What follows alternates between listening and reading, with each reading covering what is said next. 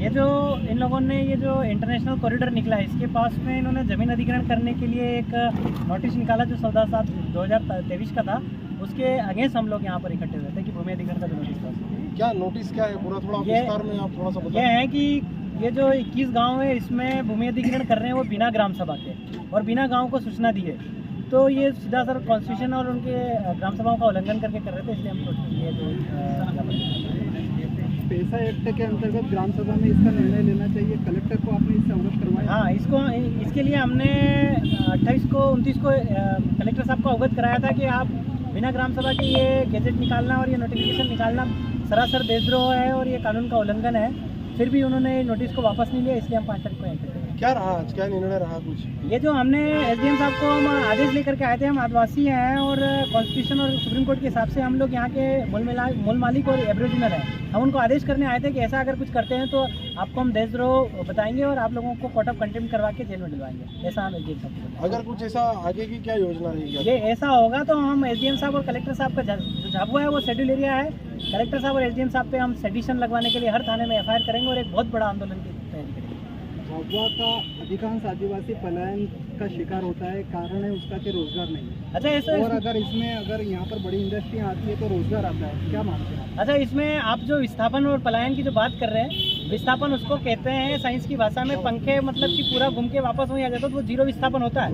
ये विस्थापन नहीं है, हम लोग 5 महीने काम करके वापस अपने घर आ जाते हैं, हमारा घर तो है। ये लोग तो कंपनियां ला करके रोजगार नहीं, हमारा घर ही छीन लेंगे और हमको मारी डालेंगे। ये है हमारा।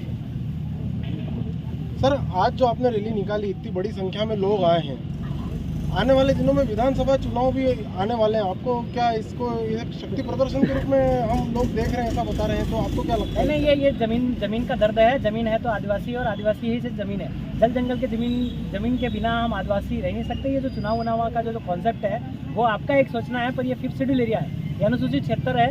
यहाँ 5वीं अनुसूची में क्षेत्र में पब्लिक जो रिप्रेजेंटेशन एक्ट का है उसका नोटिफिकेशन यहाँ जारी नहीं हुआ है, तो हम आदिवासी तो ये नहीं मानते हैं कि चुनाव कराना भी संवैधानिक है।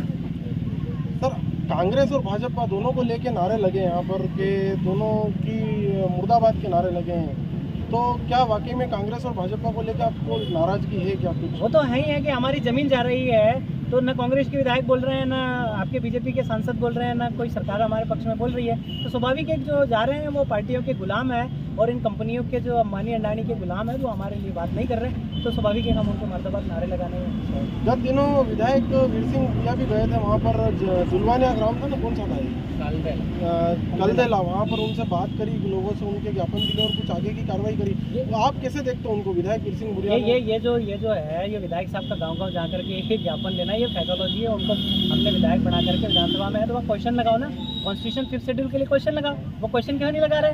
ये गाँव ये लोगों को मूर्ख बनाने की तकनीक है। गाँव में जाकर कहना कि मैं बचा रहा हूँ, कोई बचा नहीं रहा। अगर ऐसा है तो क्वेश्चन लगाओ और क्वेश्चन की कॉपी गाँव वालों को दो कि हमने ये क्वेश्चन लगाया और जवाब ही आया। विधानसभा चुनाव आ रहे हैं और जयस के प्रतिनिधि, आपको लगता है कि झाबुआ, थानलाव, पेटलाव सीट पे लड़ेंगे कोई? देखो, जयस एक संगठन है, वो पार्टी नहीं है। जयस एक स्थानीय लोग जो रणनीति बनाएंगे वो ठीक है। अभी तो हमारा जमीन का मैटर है और चुनाव इधर असंवैधानिक है। 5वीं अनुसूची एरिया में चुनाव का नोटिफिकेशन अभी तक निकाला नहीं है। हमने आपके सामने एसडीएम साहब को पूछा है कि आपका गैजेट दिखा है, चुनाव का गैजेट दिखा है, नगर पालिका का गैजेट दिखा है, उनको जवाब नहीं मिला। तो सीधी तौर पे ये है कि हमने अभी इस बारे में नहीं सोचा। यहाँ के स्थानीय और लोकल, गांव से दिल्ली चलेगा, दिल्ली से गांव नहीं, तो एक यहाँ की लोकल टीम जो तय करेगी वो होगा। और जैसे एक संगठन है, पार्टी बताने की कोशिश करना भी नहीं चाहिए और करेंगे। अगला कदम क्या होगा सर अगर यहाँ निरस्त नहीं होता है तो ये एक बहुत बड़ा आंदोलन का रूप ले लेंगे और हम हमारे एसडीएम और कलेक्टर के खिलाफ तो देशद्रोह के मुकदमा लगाने के लिए कोर्ट भी जाएंगे और हर थाने में एफआईआर करवाएंगे।